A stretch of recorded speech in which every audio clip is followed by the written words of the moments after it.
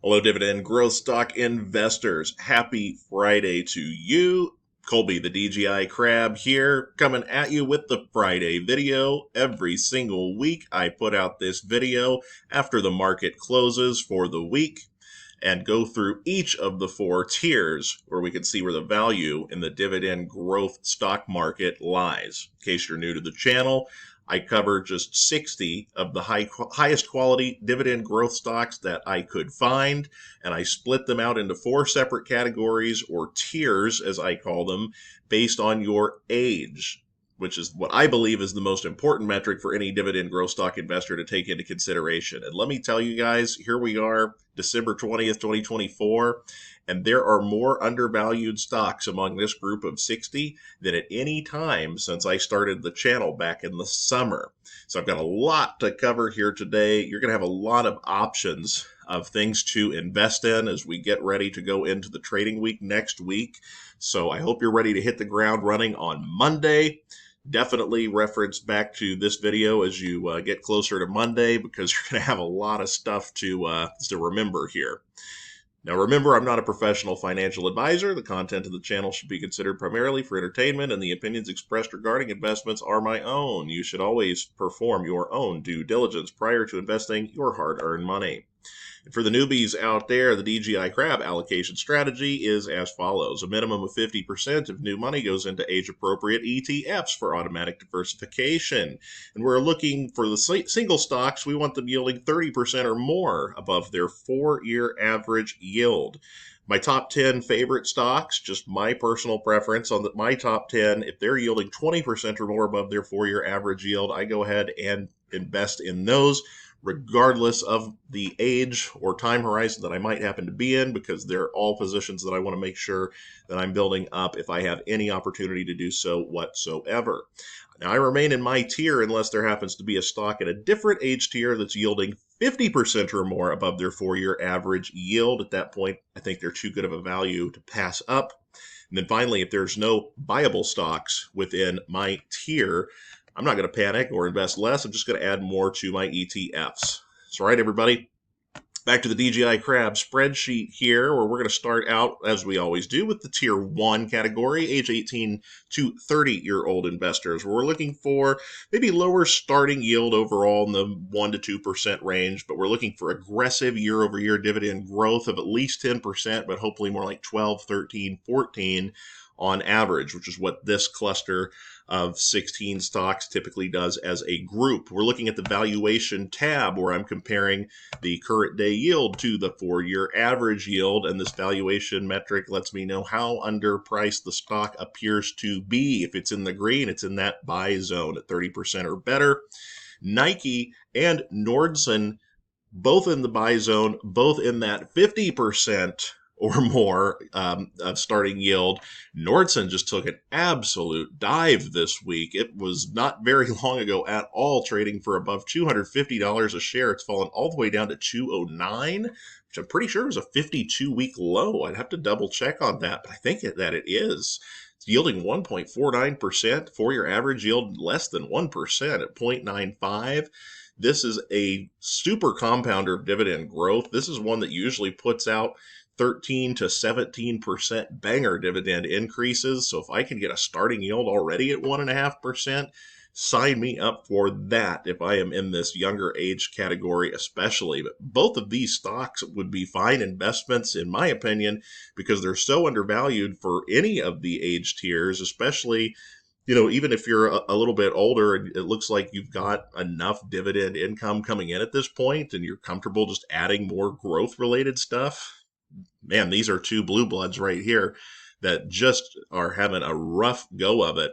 And then, of course, United Health still continues to fall. It dipped down below $500 this week. It's inching very close to that buy zone. Really, anything under $500 is probably not a bad move. I would be a stickler about it, especially because Nike and Nordson are so cheap. So I'd wait for UNH to still get a little bit lower, but man, all the drama surrounding that company with the awful shooting that happened has just really caused a lot of problems for that particular stock. So keep a very close eye out on UNH, you Tier 1 investors. Tier 2 for the 31 to 41-year-old investors. We're looking more for starting yield of that 2 to 3% range with a dividend growth rate of high single digits, 7, 9, 10% as a group. Got three that are in the buy category here. Hershey has been up on the top of this list for a while now, as I'm sure you've been aware. If you've been keeping track of my Friday videos, you know that I'm going after Hershey really aggressively right now. Target definitely still underpriced as well in the low 130s, and then Starbucks has jumped back up into the buy zone. It's been a couple of months since they've hit that buy target category. After hiring the new CEO, their stock just jumped way up, and they became a stock that I was just sitting back and waiting on. But they've dropped a little bit here of late, and they have gotten back into the buy zone. So we've got a nice group of three here to focus on for the tier 2 investors, with a few other ones getting very, very close. American States Water, I would not mind at all adding some AWR if that could get just a couple bucks cheaper in addition to all of that. All right, guys, moving on. I got to keep it moving here. There's a lot to cover because tier 3, man, we've really got some choices opening up in this age tier. Now, this group is the 42 to 53-year-old investors looking more for starting yield 3 to 4% with mid to high single digit growth, at least 5%, hopefully more like 6, 7 as a group. But ADM remains on the top. Archer Daniels Midland, they dipped below $50 again briefly this week, which shot their current yield above 4%. Absolutely wild value that you can get there for your average yield, 2.43%. You can get it at 4% or better when it dips below 50. I know that they've had a rough year. There's been some turmoil there, but that's buying an awful lot of yield with a lot of potential for growth. I really like that starting yield and growth combination that they have, even with the hard year that they've gone through. Hormel actually recovered and got up into the $33 range there for a little while. They dipped a little bit back down again. Still the number 2 stock in this category for me. And then a couple of new ones in the buy zone. Genuine Parts Company jumped back into the buy zone. It was very, very close last week, and then it dropped a few more dollars a share. And this looks like a good point for me to jump in and start adding back into that if I'm in this tier. And then American Tower Corporation. Now, this is a real estate investment trust, and always keep in mind with real estate stocks, the dividends are not as tax advantaged as the non-real estate stocks. So you do want to keep that in mind. Maybe if you're investing in American Tower, this would be a good thing to add in your Roth IRA so the tax implications won't matter for you.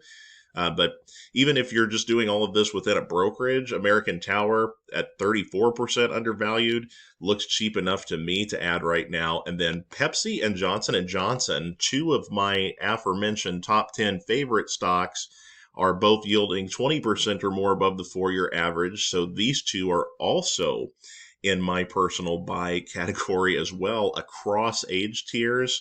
Great opportunity to add 2 positions in Pepsi and J&J, 2 blue bloods if there ever were any in the stock market. Now, tier 4 for the 54 and older crowd that are looking to add high yield right now to get them to financial freedom as quickly as they possibly can a little bit later in life, looking for a starting yield at least in that 5% range. You don't want to throw growth totally out the window. You still want to get 2 to 4% year over year growth to keep up with average inflation year over year. This has been the category with the least amount of value in it this year. Realty Income has been the number 1 stock in this category for a little bit now. Another real estate investment trust, of course, very, very close to my personal buy zone. And honestly, once that yield eclipses 6%, that's kind of the trigger for me. I could see jumping in on Realty Income like right now. We'll have to see how everything plays out, but as the Federal Reserve, as we think is going to happen, is going to continue to gradually cut interest rates, I think that's going to be really good for these real estate companies that have been kind of languishing in a higher interest rate environment. So there's a possibility that Realty Income might not be trading this cheaply 6 to 9 months from now as the market adjusts to the lower interest rates again. Obviously, that's just speculation. We have no idea. Any of us really know for sure how that's going to affect these different companies, but it might be a pretty decent time to add to this one if you really have a mind to add some real estate in your portfolio. Again, especially in your Roth. Nice spot there. Just real quick, feel free to pause and just take a look. This is my personal top 10 favorite stocks. This is not a new group. They can all be found somewhere between tiers 1 through 3. And like I said, they hit 20% or more undervalued. I'm jumping in on them. Pepsi and J&J, of course, are the ones at the top. So, man, the strategy for the week, you guys, just going to kind of blow through the ETFs here. This is how I break down the ETF purchases for that initial 50% of the new income. S&P 500, small cap, dividend appreciation, international for the tier 1. Same 4 categories for the tier 2, but just with a different weighting, as you can see. Tier 3, a little bit higher starting yield ETFs like VYM, SCHD. And then for the tier 4, a high yield stock ETF like SPYD, and some alternative high yield investments like high yield bonds, preferred shares, MLPs, covered call ETFs to give you some good high monthly dividend income that can really start stacking up over time. So let's talk about what the actual stock breakdown looks like. You guys, look at this. You want to talk about some choices here. So you might not want to purchase this larger amount of small positions in stocks. If you want to just kind of keep things streamlined, you could pick a few of your favorites and really focus on those. But if you were going to break this down and do this in percentages, this is how I would do it if you wanted to touch on everything that looked like it was in my buy zone. So for tier 1, we'd be looking at 15% into Nike and 10 into Nordson, the 2 most undervalued stocks in tier 1. Now, I'd be doing a 10% into Pepsi, 5% into J&J, top 10 favorites, and then 5% Hershey, 5% ADM, because those are also ones that hit that 50% or more undervalued threshold, right? So then for tier 2, even more choices. So I'm going to start out 10% Hershey, 5 Target, 5 Starbucks to cover the stuff that's in that particular tier. And then similarly, I'm going to do 10 in Pepsi, 5 in J&J, and then I'm going to grab the other 3 that are in that 50% or higher category, Nike, ADM, Nordson. And this is actually what I did in the DGI Crab portfolio this week. I'm going to flip over there briefly and show you that here at the end. Tier 3, I'm just going to do 10% Pepsi, and then if I wanted to hit everything that was undervalued in my own category, as well as 50% or more undervalued in the other tiers, this is what it would look like, you guys. 1, 2, 3, 4, 5, 6, 7, 8, 9 different stocks. And like I said, if you wanted to just focus on a couple of these, if this is a little complex for you, I would understand that. I spread the love around because if I happen to be wrong about a couple of these, I feel like my batting average is going to be pretty high across the board on these as well. So if a couple of them don't end up doing all of that well, I think I got my bases covered pretty well by spreading it around. I don't have a problem with having small positions so long as they're being purchased when they're super cheap.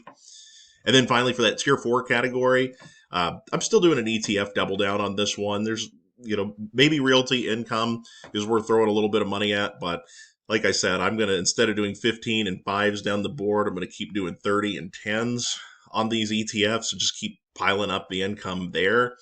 And then that extra 5% left over, I don't double down into the international investments at any point. So if this makes up 95% of the new money I'm putting in, I got 5% left over. You could look at Pepsi, J&J, ADM, realty income, all great options at this point in time, if you ask me. And then we look at the DGI Crab portfolio. Man, this thing's starting to really get built out, you guys. I started a little $5 position in Nordson here just to get the ball rolling on that one, as well as a new $5 position in Starbucks. Like I said, no problem having little positions so long as I'm buying them when they're way down. I think they're going to work out in the long run. Picked up some dividends in the portfolio here. Not a ton. It's still a new portfolio starting out. Just hit that $1,000 mark. And picked up, $2.42 of annual dividend income. So that was what my week looked like this week, you guys. Let me know how yours went. And until next time, Colby the DGI Crabs